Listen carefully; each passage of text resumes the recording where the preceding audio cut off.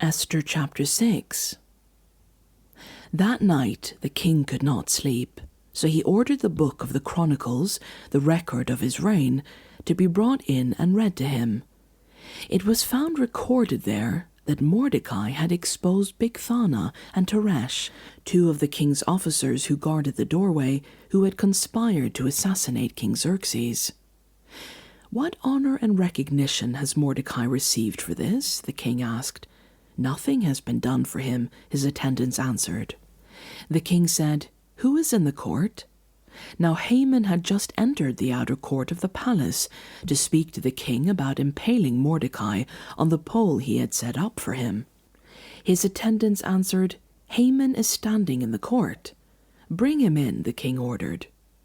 When Haman entered, the king asked him, "What should be done for the man the king delights to honor?" Now Haman thought to himself, "Who is there that the king would rather honor than me?" So he answered the king, "For the man the king delights to honor, have them bring a royal robe the king has worn, and a horse the king has ridden, one with a royal crest placed on its head. Then let the robe and horse be entrusted to one of the king's most noble princes. Let them robe the man the king delights to honor, and lead him on the horse through the city streets, proclaiming before him, 'This is what is done for the man the king delights to honor.'"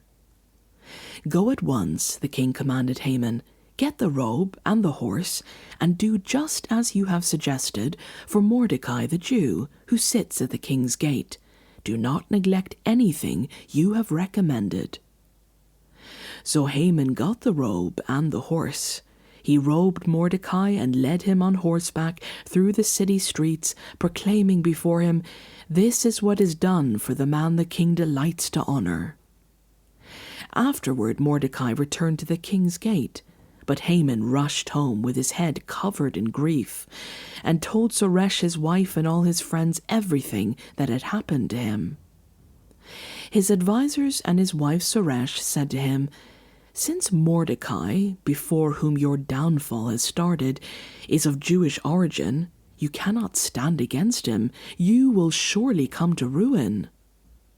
While they were still talking with him, the king's eunuchs arrived and hurried Haman away to the banquet Esther had prepared.